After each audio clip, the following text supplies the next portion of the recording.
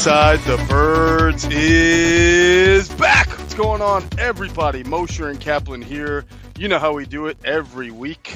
Inside the Birds brings you the latest on the Eagles. All right, so here's the situation. It is now, as we record this, Wednesday night. I'm in the Northeast. Adam is in Miami, where he's been pretty much since the start of the week. So I'm pretty jealous of you right now, Adam, because you're living the good life, and I'm here holding it down, doing all this heavy lifting back here, back home. Let me first ask you, at this time last week, there were concerns about frozen iguanas falling from the sky or the what? trees. Yeah, I don't know anything about this. No. It was cold. Last week in Florida, the temperatures were in the 40s, and the National Weather – this is true. The National Weather Service issued a warning for South Florida for people should be concerned about iguanas falling from the trees. No, I don't know anything about it. Apparently, they get into a state of when it's colder. catatonic state when it's in the 40s and they fall out of the trees. No, So no, I didn't know that. You have not been hit by any falling iguanas. No. In fact, the only thing that's been disappointing has been the goddamn traffic. I'm staying 25 miles out, to save money. Actually, no, it's about 23 miles. Mm-hmm. It only took me a half an hour to get back tonight. It took me an hour and a half to get to Miami Beach this morning. I know it ain't your first time in Miami, Adam. I mean, this is it's not been. I've been in Miami. No, but I haven't been. I grew up here in the 80s quite a bit. See my grandparents. My grandmothers, believe it or not, Geoff, moved in together after my grandfathers died. It's really cool. They got along really well. Wow, that's really awesome. And here's the crazy thing.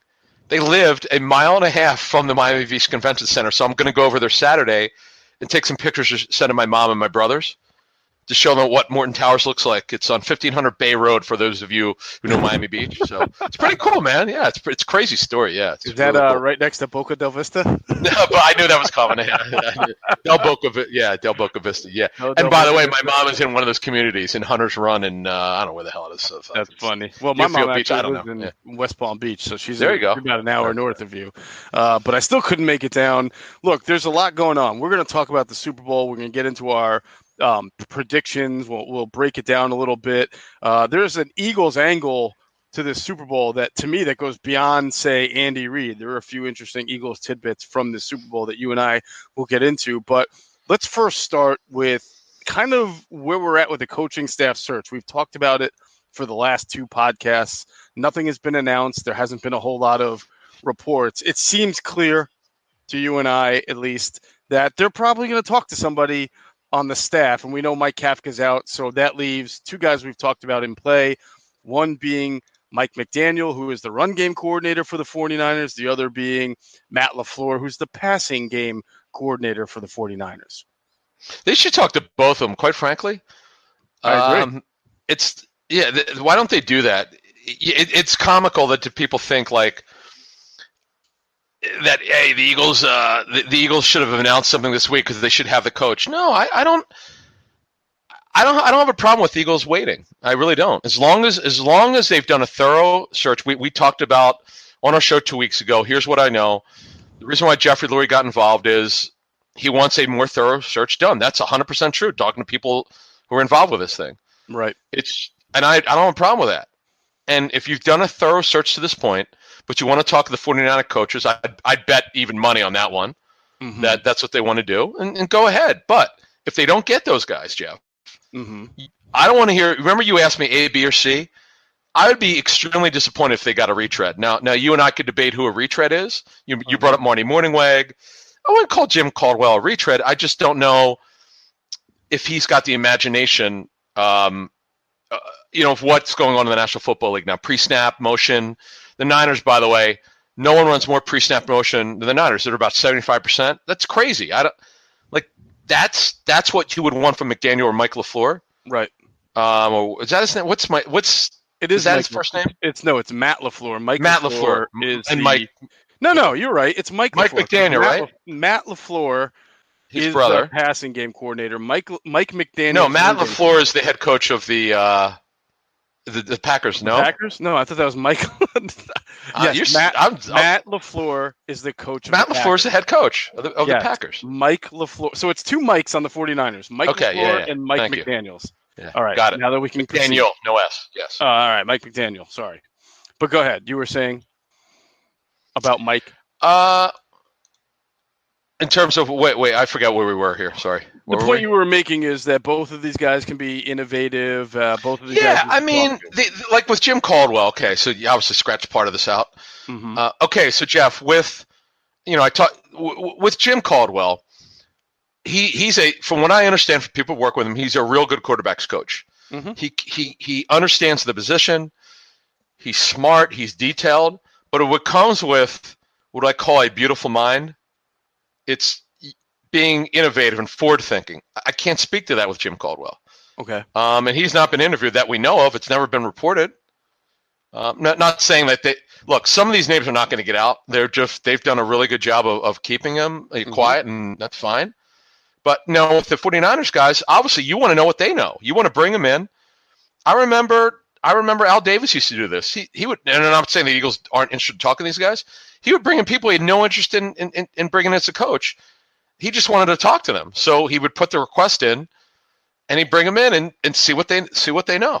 Yeah, no, I have no issue with due diligence. So I put a video up on our Inside the Birds YouTube page, and it was just my take on the situation. I agree with you that it's not any means for panic, and it's a good idea to talk to the guys on the 49ers. They're young. They're known as being innovative. They're working for an innovative head coach in Kyle Shanahan. My trepidation, or what I think is an obstruction, is that both of these guys are essentially the offensive coordinators for Kyle Shanahan. One's the passing coordinator. The other one's the run game coordinator. Both, as we've mentioned, can be passing game coordinators, because even though Mike McDaniel is a run game coordinator now, he has passing game experience. The question I would have is, why would either one of them leave the job now to go take an offensive coordinator job in Philadelphia when they essentially are doing the same job, because they're not calling plays in Philadelphia either? And I know what you're going to say, because I already had talked about it in my YouTube post, that there's more money and there's a better title with offensive coordinator. If I'm the 49ers, especially if I win the Super Bowl, I think I can match the money, or at least give them enough of a pay raise, and then maybe call them both co-offensive coordinators to keep them and give them that nice title. All right, so I've had this discussion with coaches, so this is really the way it goes down. Offensive coordinators who don't have any leverage get paid $750 to $1 million, okay? Guys who have leverage get paid $1.5 to $2 million a year, okay? The best guys in the National Football League get paid $3 million. Mm-hmm. Just depends on who the team is and how much leverage they have. With these two guys who are with the Niners, you would be leaving for a title, which all it does is the title equals money. That's all it means, especially when you don't call plays. Right. Here's the thing you didn't mention. Get to work with Carson Wentz. That is important. Coaches love working with great quarterbacks. It means something.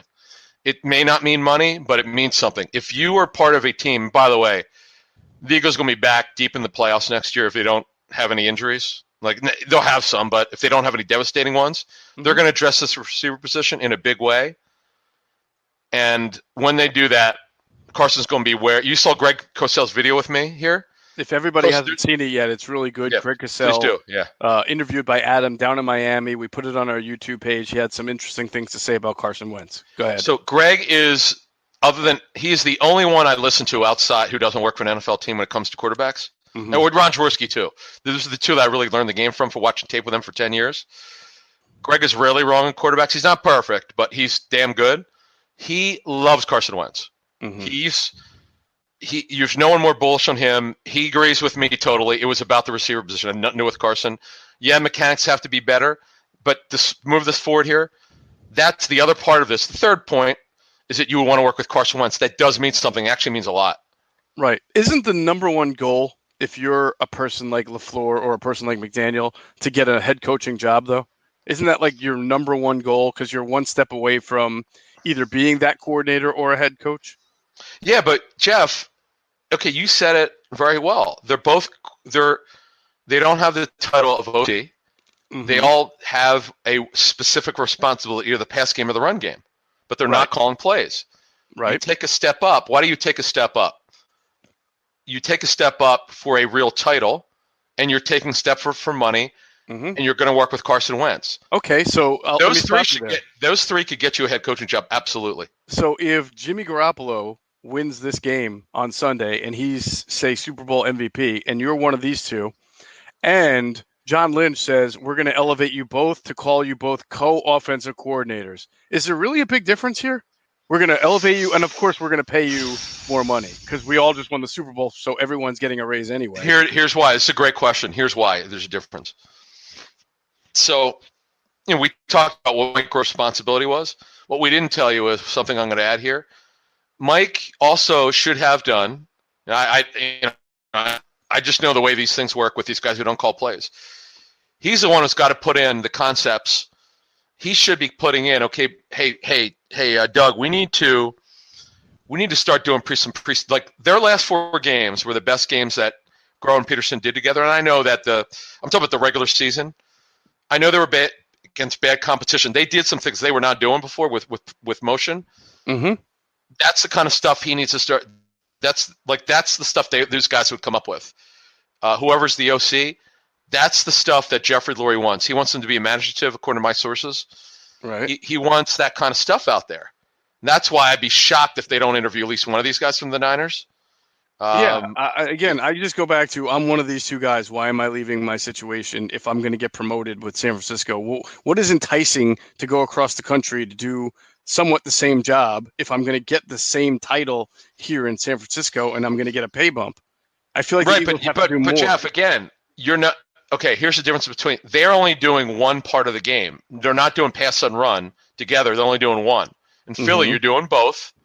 Plus, are you? Because isn't Jeff Stoutland the run game coordinator?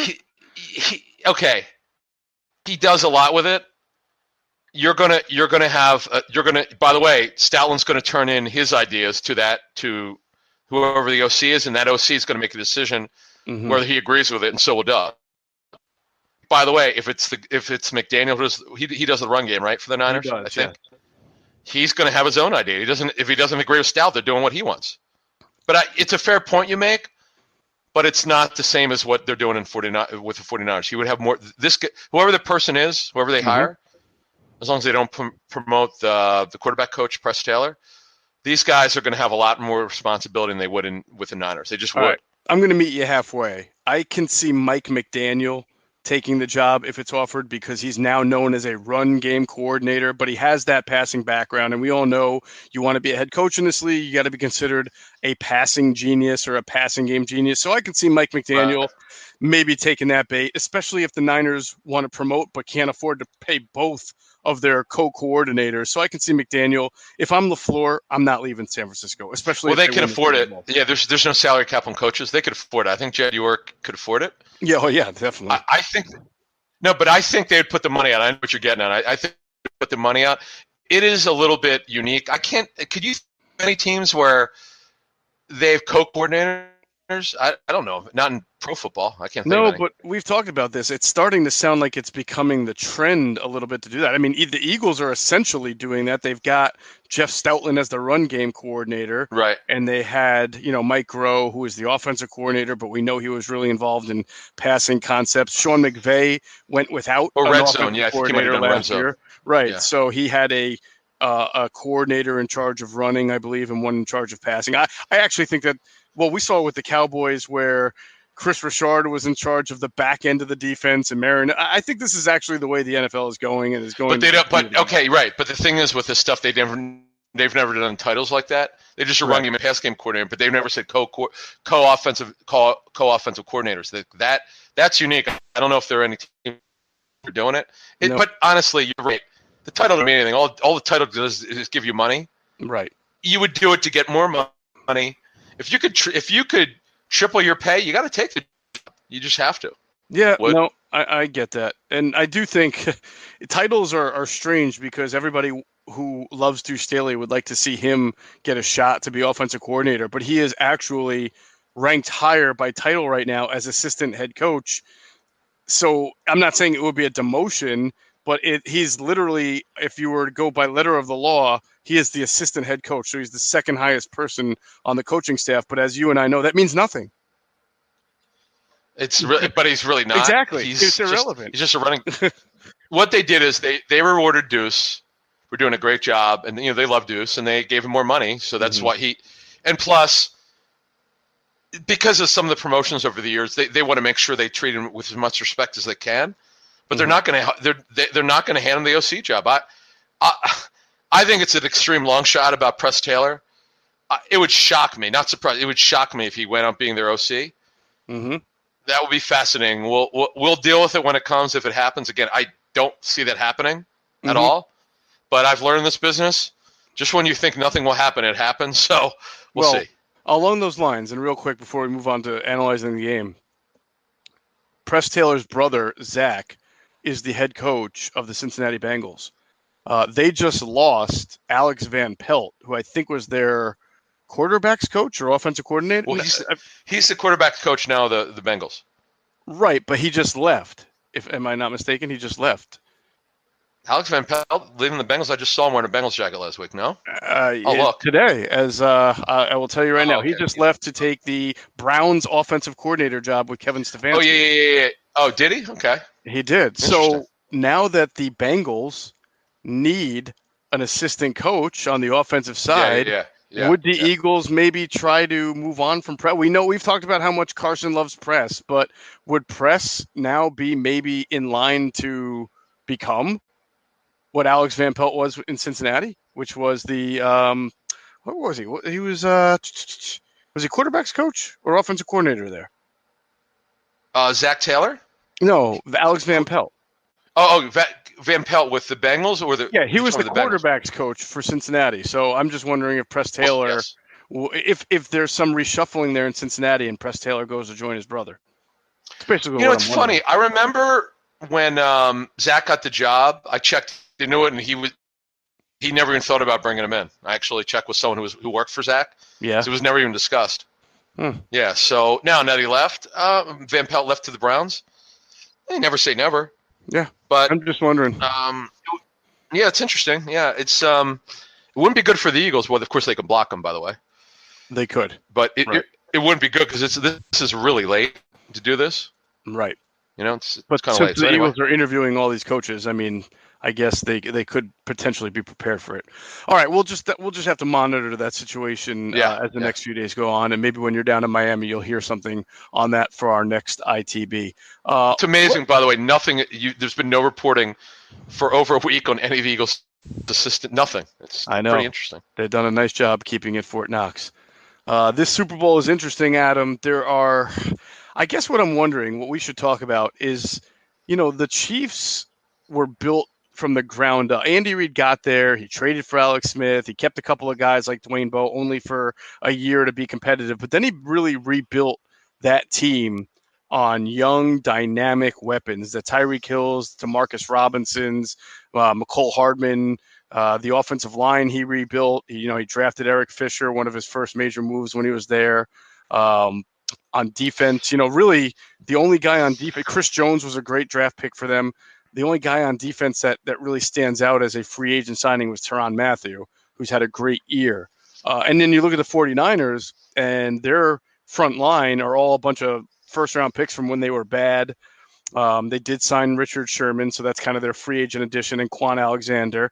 But, some of their running backs, whether it's Mostert, was a guy that they finally gave a shot to. It's unbelievable. By the way, not a lot of free agents. Tevin Coleman's a free agent. I get it. Richard Sherman was a free agent, but mostly homegrown talent for them. So from different personnel. Some are from a different personnel staff. Right. Is that the message here as we look at the Eagles now who have to reshape the roster, how important it is that they do this through good drafting, maybe some shrewd trades, but mostly that and not free agency? Here's the thing, and I think you had mentioned it, and it was a really good point. If you look at when Roseman came back in 2016, very few big free agents splashes. Like Roddy McLeod at the time for $7 million a year was a strong deal. It wasn't like top of the market. He doesn't really do those deals now with free agency. Right. Him and like Brandon Brooks. But that was at the time. Yeah, it wasn't like a smash mouth deal. No, it wasn't because, quite frankly, the Texans the crazy thing is the Texans didn't try hard to bring him back. I know.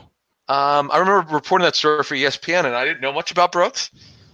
And they kept the anxiety issue quiet. We never we never knew why he missed games until he came here and he was willing to tell his stories. Amazing. But Howie is not. He's been a little bit more conservative. He's still going to sign free agents. He never stays out of it. Mm-hmm. But the Asamoah days are over. He just doesn't. Because he understands the failures of free agents. He's been through this when they made a lot of mistakes in 11 and 12, and the Asamoah one was horrendous. Mm-hmm. But when you push forward here, he's done a good mixture. He's done. There are a lot of players. If you look at the Eagles roster now, there are plenty of players that were drafted. But here's the fact that most people don't know: of the 22 starters, I think it was either 11 free agents or 11 drafted guys. It was very tight. It was almost 11. It was almost 50-50. It's amazing, right. Which you clearly don't see much these days. But I think now, if they, as we said before, if they keep the 10 picks, that's great. Now the Niners, mm-hmm. yeah, when you look at their roster, their offensive line is a mixture of draft picks, trade for Laken Tomlinson. Joe Staley's a holdover, of course. Right. Mike Person was a journeyman. I never thought this guy would work the right guard. He was just like he was a backup. He was a versatile backup, play center and guard. Yeah, he's been a really good story. Kittle was a trade. Coleman was a signing. Juszczyk was a signing. Well, yeah, you're right. When you really look at the roster, it's a mixture. Kittle was a trade? I thought they drafted Kittle. No. No, I said Laken Tomlinson was a trade. Oh, Jimmy Garoppolo was a trade. Kittle, yeah. No. Kittle was a draftee from this group. Right. Juszczyk was a signee. Tevin Coleman was a signee. Mm-hmm. Garoppolo trade. Sheldon Day was claimed off waivers, who's starting now because they have a couple injuries. Right. Buckner, first rounder from the previous regime. Armstead, previous regime. Fred Warner, who was a stud, their middle linebacker. I talked to Fred this training camp. He never played middle linebacker in his life until the Niners drafted him. Dre Greenlaw, John Lynch pointed this out to me. I forgot about this. Mm-hmm. He was a senior guy last year when they were coaching the other team. Tart, Ward, draftees. Yeah. Witherspoon, draftees. Drafty, right. Quan Williams came in free agency. The Browns didn't bring him back, and Richard Sherman, of course. So, yeah, you're right. This is a great mixture of your own people mm-hmm. and other teams' talent. Yeah, you got good value trades, right? Like Emmanuel Sanders was a good value trade. They didn't give up a whole lot to get him. He's made a good impact on the team. Obviously, they give up a second-round pick for Garoppolo. That now looks like a steal because a second-round pick for a franchise quarterback is just beautiful. Kyle Juszczyk was a free agent signing, but it's not like you have to break the bank to bring in a fullback, but he has been very good. Hang on. Juszczyk, I reported that story. Juszczyk is the highest paid fullback in NFL history. I know that. I'm saying it's not like they gave him $30 million. No, but they paid him. They paid him. But here's the thing about Juszczyk, mm-hmm. and this kid played tight end in college. He's a pretty athletic fullback. Kyle told me, I asked him 2 summers ago, he thought he'd get 40 or 50 catches. They just don't use him in the pass game at all. I don't know why. They got too many other weapons, and they're running the ball so well. I mean, really, they're not super deep at pass targets. It's Debo. That's true. It's Emmanuel Sanders. And Kittle is, they use him in every way. Some games he doesn't catch the football. Right. I'm surprised Juszczyk doesn't get dump-offs. But let's get back quickly to Raheem Mostert. Mm-hmm. I vaguely remember him in Philly. He was in their offseason program, and they cut him. They signed him as an undrafted free agent 15.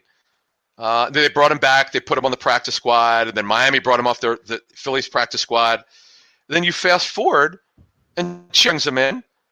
And it's funny, 2 months before Chip got fired, he brought him in from the Bears practice squad.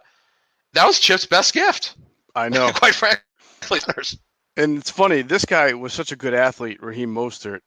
He went to, I want to say, what is it? Purdue? Yeah. Purdue, yeah. So, and why that resonates with me is I remember the year he was with the Eagles in training camp, the Eagles played the Colts in a preseason game.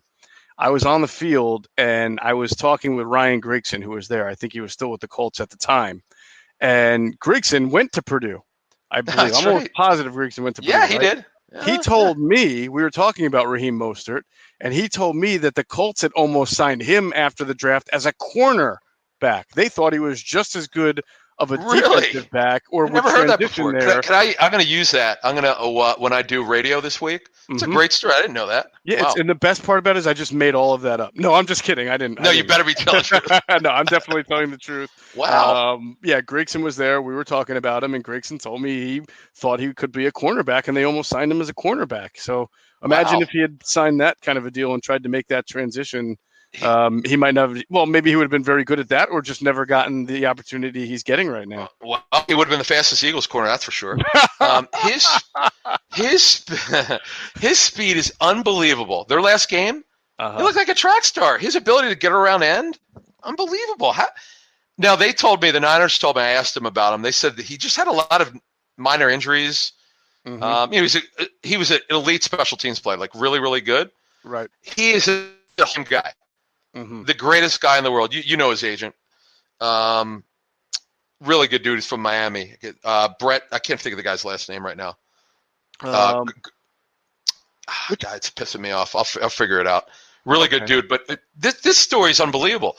By the way, they're not making the Super Bowl without this guy. Think about that, Geoff. I know. I mean, he had 280 something yards in the AFC and the NFC Championship game, and you wonder why Usyk's not catching any passes. There you go. This kid, and I'll be so as we talk about the Super Bowl here, I'll be very interested to see what happens if the Niners have to throw the ball at all, because they're not going to be throwing just 8 passes here. Like at some point, and as good as the Niners front is, they have the best front four. Chris Kusarek is their D-line coach, who's a Jim Schwartz protege. Like, here's a great story, Geoff. I know some of his friends around the National Football League. They thought he was going to Philly when Chris Wilson got fired. Right. It was either going to be Philly or the Niners, and I don't know. I don't think anything ever transpired. I don't think the Eagles are really in the ballgame. I think that the Niners came in, and Robert Saleh, their D coordinator, somehow knew about this guy. Kusarek is the best D-line coach in the National Football League. See, what I've learned about this business is if you have great coaching, it takes you up another level. They have great coaching. Right. And you said the Eagles, you had him on the radar. They tried to bring him in after they fired Chris Wilson, right? I thought he was going to go to Philly because of Schwartz. Right. I heard it never really got developed. No. Okay. Yeah, it's interesting. Brett Tessler's his name. I'm sorry, Brett. Brett Tessler, yes, of course. Great guy. Yeah, really good dude. And he's had Raheem from the start. Right. And 2 good people working together. That's good to know. But with Kusarek, yeah, he worked for Schwartz in Detroit. And I was the one to put the story out that he was going to be the Niners D-line coach. I thought for sure the Eagles would make him an offer. They never did. So interesting. What could have been? And by the way, within 48 hours after Chris Wilson got fired, Kusarek got hired by the Niners. That's why I thought he was going to go to Philly, but they didn't. I was told they never made him an offer. Wow, that's really interesting. Well, they wound up promoting Philip Daniel, who then they fired after a year. So go figure. Let's flip it to Kansas City and talk about another what could have been for the Eagles. The Chiefs this year had a breakout year from wide receiver Demarcus Robinson. And why that should kind of resonate with Eagles fans a little bit is because in the 2016 draft, the Eagles put a lot of attention into Demarcus Robinson. They really liked him. His uncle is Marcus Robinson, who played in the NFL. And Greg Lewis was the Eagles wide receiver coach at the time. And he has a relationship of some sort with Demarcus Robinson. So everything was kind of in a good spot. The Eagles had liked him. They had worked him out, checked him out. The Chiefs drafted him, I believe, in the 4th round, just a few spots ahead of the Eagles. Clearly, the Chiefs do their homework well, and they know a lot about the Eagles. And so it's very interesting that Demarcus Robinson went there. Now, Robinson did not have, he had a little trouble at Florida. He probably would have been drafted higher, Correct. If not for a little bit of problems there. What's really interesting is he didn't do much his first few years in the league. And as I once reported on this podcast, I think around the trade deadline in 2018, is that there have been a couple of times where the Eagles have called Kansas City about Demarcus Robinson to gauge his availability. He will be an unrestricted free agent after this year. He's only 25 years old. He averaged, he broke out for 450 yards, and he averaged 14 yards per reception for the Chiefs this year. You kind of wonder if, the Chiefs are paying a lot of money to Sammy Watkins, or you paid a lot of money to Tyreek Hill, paying a lot of money to Kelsey. I don't know if they're going to be able to keep this guy. All right. So my Chiefs source told me, I actually asked about this at the Senior Bowl last week. Smart man. He's really grown. Here are the 4 things I know about Demarcus Robinson. Mm-hmm. He's grown up. You're right. He was very immature when they drafted him. Okay. He's a really good special teams player. He's no better than a third. He's not a starting NFL receiver. And this guy is telling me the truth. Mm-hmm. Likes the kid. He's been a great story of development as a backup receiver. Right. He had a career high 32 catches, 14 yards per catch. He'll go get it. Good kid. Hands are very inconsistent. Not a starting NFL receiver. So now, do the Eagles need depth? Absolutely. He'd be no worse than a third receiver right now. If you consider the Eagles are going to bring back Deshaun, probably draft a wide receiver high, have Greg Ward, and then have some money to maybe bring in a guy like him who can compete for that third receiver / special team job, it would make some sense. He can fill in clearly. Yeah, and they have a very good relationship with his agent, who's also Lane Johnson's agent. So Correct. This would line up, right? I brought him up. You'll see him on Sunday. He's really right now their 4th receiver. Mecole Hardman, it's kind of both. They're kind of co-3s, but they're used differently. Obviously, Hardman's a speed guy. He's more of what we call a 1+. That's a term that scouts use, is that he's really a possession receiver who could run after the catch. Mm-hmm. He's not a number 1. We're not talking about number 1 receiver, but his role, he's a little bit better than people give him credit for, but he's really a run after the catch possession receiver. Right. He is. Well, I mean, I think that fits well with Doug's offense. If you can get him in space, whether it's either the slot or as the X in a West Coast where you're running the slants or the shallow crosses and digs like Alshon, you can get him in space and maybe get something out of him. So just a name to keep our eyes on in free agency if he winds up hitting the market. Yeah. Before we move on, we're going to get to Ask ITB. We should give our predictions for the game. So I've thought about it a lot. I have my score. It's stone cold lock for me, but I want to hear from you first. Whoa. Okay. Why do I have a feeling we're going to be on the opposite side here? So I've thought about this. I've gotten a lot of predictions from coaches. I've talked to a lot of coaches at Senior Bowl and more this week. It's very small lean to the Chiefs. Very small. My score is going to be 28-24. My prediction, I don't know what the over-under and pass attempts for Garoppolo are going to be, but it's going to be over 20. I can tell you that. This is going to be an ebb and flow game. There's probably going to be a part where you go, man, the Chiefs they're not moving the ball well. That one thing that no one's talked about in all the analysis this week, people need to start talking about the Niners front 4 versus the Chiefs offensive line, because that to me is where this game is going to be won. I agree with you. If the Chiefs can't block this front 4, they don't blitz. They don't blitz a lot. They're wide 9 front. Yeah, they're wide 9 front. No one has better length. They've got 2 guys over 6'6". Great athletes. D Ford facing his old team. It's going to be an all-night affair. I'd be shocked if this is not a great game. I really would be shocked. All right, so you're picking the Chiefs to win 28-24. Yep. I'm not. I don't know why you thought we would be in disagreement. In fact, we're closer than even you might have thought. My homework is this: the Niners play predominantly zone defense. It's their bread and butter coverage, and that when they face teams this year that run a lot of RPOs, which is always good to run against zone, they have not performed as well defensively. I'm talking about Seattle. I'm talking about Arizona, which runs a truckload of RPOs. And I don't know how many RPOs that New Orleans runs, but I know that they have an innovative offense. So they have really struggled against those teams on defense. And so you know how much RPO that Andy Reid loves to run. He's going to have zone busters all over the place. So I think the Chiefs are going to be able to score. I think Tyreek Hill is a bad matchup for Richard Sherman because Richard Sherman struggles against speed receivers. He used to struggle against Deshaun. So I think the Chiefs are going to score. And you talk about the offensive line. I think Mahomes' ability to get in and out of the pocket and escape that pass rush will be the X factor, and that's why the Chiefs will win 31-26. 30-26. He's going, and Mahomes is going to have to because they're going to get him. They're going to go after him. They're going to get pressure. Here's the thing: Sherman is not a hip turner. Correct. He's not. Doesn't flip him. No, I remember Bill Polian telling me that when we worked at ESPN. I asked him about the Seattle secondary. He goes, they play a great cover 3. They're a handoff defense. They don't ask them to cover a lot of area. The only time they have to do it is on third down. That's when they play man. They play man sides. They don't flip. That's what. By the way, that's what Darrelle Revis gets on him for. It's like, it's not Sherman's fault. In what they asked him to do, he's great at it. He had a remarkable year. Let me tell you how far back I go with Richard Sherman. I was at the Senior Bowl back in 2011. he was an injury replacement. He flew in overnight. I never heard of him then. He was a replacement. He came in on Wednesday. As you know, practices are on Tuesday. Right. This helped him. But he was only a 5th-round pick. But his intelligence, his toughness, his length at 6'2.5". But the area they're going to struggle, I think, is the Chiefs' speed. They are not. The Niners are not fast at corner. They're not.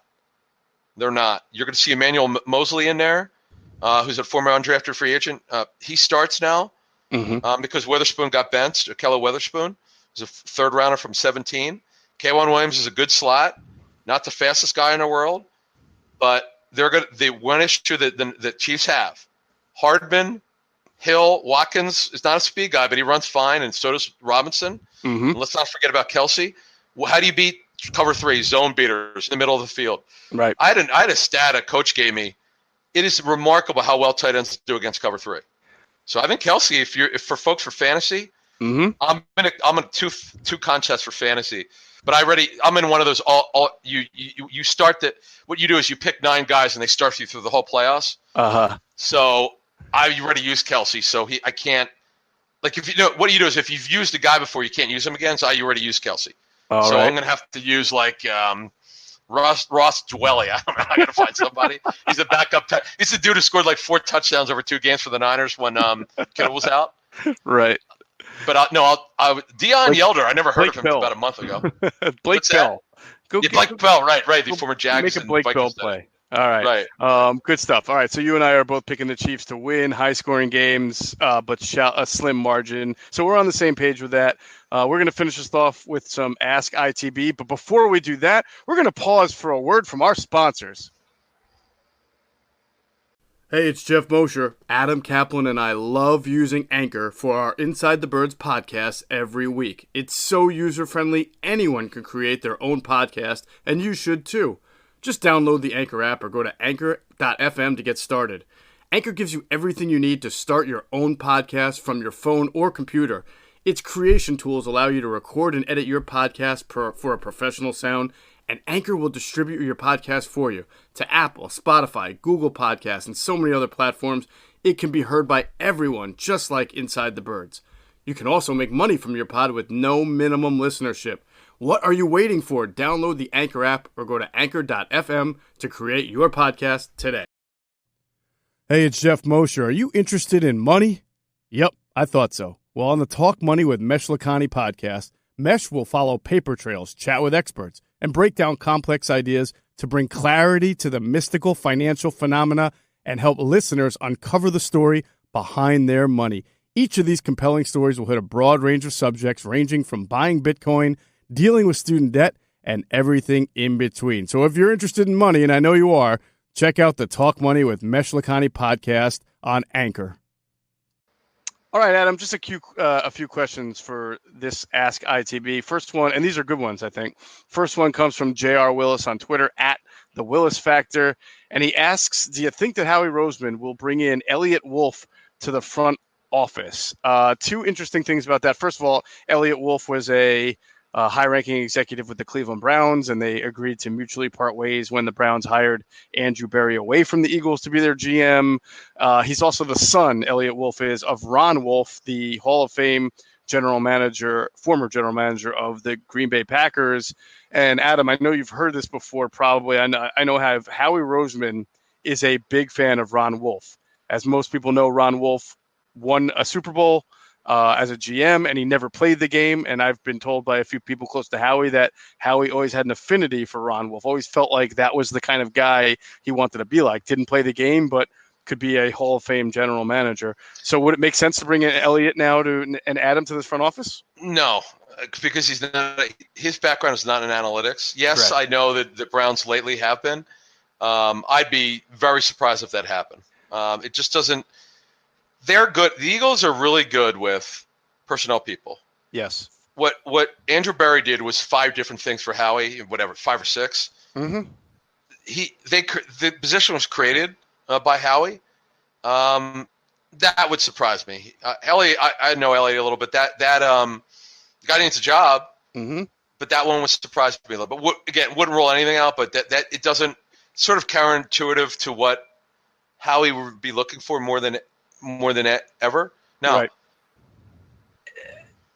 Howie, by the way, so one thing I do want to touch on, because it's going to come up, I fully expect no one to go with Andrew Berry. I don't think Howie will let anyone out. That's my understanding. He did the same thing with Joe Douglas. The only guy he let out was Mike Nolan's son, who's a very low-level scout. I don't see anyone going with Andrew Berry after the draft. I just don't. It would shock me if Howie is a lot of teams do this. When they have an understanding, you're not taking our best people. And there's nothing wrong with it. But the only thing I'd say about that is, if Howie does that, as I expect, if Andrew wants to take some people out, he needs to promote people over time, because they do the kind of guys that these guys would want when they become GMs. They're guys that are very talented, and if you're going to block them, then you need to take care of them at some point. Yeah, no doubt about it. I think you hit it on the head, though. I think people need to remember that at this time last year, when they brought Andrew Berry in, they created a position for him. He was not filling the role of somebody they had lost. So therefore, losing him does not necessarily create a void. You hit it on the head. He was mainly presiding over the analytics staff in Philadelphia, and Elliot Wolf is not an analytics guy. So I don't see Elliot Wolf being brought in unless he just doesn't have any offers and Howie just wants to bring in another smart mind. I mean, we rule nothing out as a never, say never, but I don't see the fit in that regard. Next question comes from Carl Stevenson at IdleProf on Twitter, and he's always asked, why has Zach Ertz never been selected to the Associated Press All-Pro team? Pretty good question. Yeah, I think there's an obvious answer, but yeah. Well, let's look at it. Over the years, Gronk, before he had all the spate of injuries, Kelsey. Right. Okay. Who else comes to mind? Kittle. Last year it was, I believe, Kittle. Kittle is the best tight end in football. Yeah. Why? Because he does everything. Right. Now this is only his third year.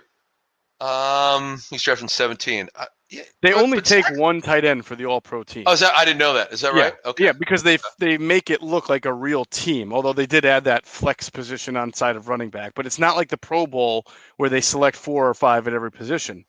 And the best opportunity Zach would have been after last season, the 2018 season, because he set a record for receptions for tight ends. Unfortunately, George Kittle set a record for yards for tight ends, and I think Kelsey set a record for touchdowns for tight ends. So those I would have taken. I know I'm a little biased, and I have a ton of appreciation for George Kittle. I think he's great. Mm-hmm. But if someone sets a record, how the hell does he not be the All-Pro guy? I don't get it. Well, they both set records. That's my point. Kittle was the record for yards by a tight end, but and catches Zach in a season. Well, don't you think yards is more important? But you know what it is? It's great, but it'll never be duplicated. Mm-hmm. Like you could Zach's consistency. Mm-hmm. It's incredible. Like Kittle had it's funny because if you remember Vance McDonald? Yeah. Vance McDonald, every catch was like 18 to 20 yards. Mm-hmm. He's built like Jason Witten, but a lot of his stuff was long. But to get 100, whatever how many catches Zach had is pretty good. I get it, but Zach, I didn't know that they only take one player. So that my answer would be, and Geoff just talked about, they only get one guy. Right. If they took 2 guys, Ertz has got to get in. Yeah, and by the way, I think last year he destroyed the record. I mean, he finished with 1,377 yards, I believe, and the previous one was 1,336 by Travis Kelce. So, I mean, he beat it by a good 30 or 40 yards. For a tight end to have 1,377 yards last year was pretty amazing. So I know Zach had a bunch of catches, and I thought that was fantastic as well. 116, right? I had a hard time. 116. Yeah, I had a hard time knocking, them with going for Kittle when Kittle broke the record for receiving yards by a tight end. Tomato. Plus, he's a great block. Oh, God, he can block, too, which is amazing. Well, hey, look, he was PFF's number 1 rated overall player in the NFL this year, Greg Kittle. Number 1 rated at any position overall of every single player. So poor Greg Kittle. That's amazing, man. 5th round pick, for goodness sake. I always say, if you want a tight end, get him from Iowa, right? They're pretty good. Yeah. Dallas Clark. Yeah. I mean, you got Ryan Hockenson, Noah Fant. I mean, Iowa knows how to make tight ends.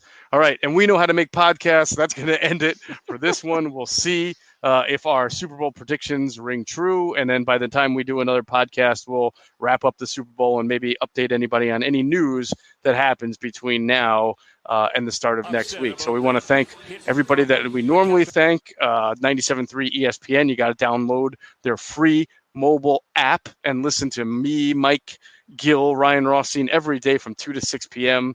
On the Sports Bash at 97.3 ESPN. Of course, Harry Mays and Eitan Shander from noon to 2 every day, Monday through Friday. Yes, sir. I will be on Thursday with them at 5 p.m.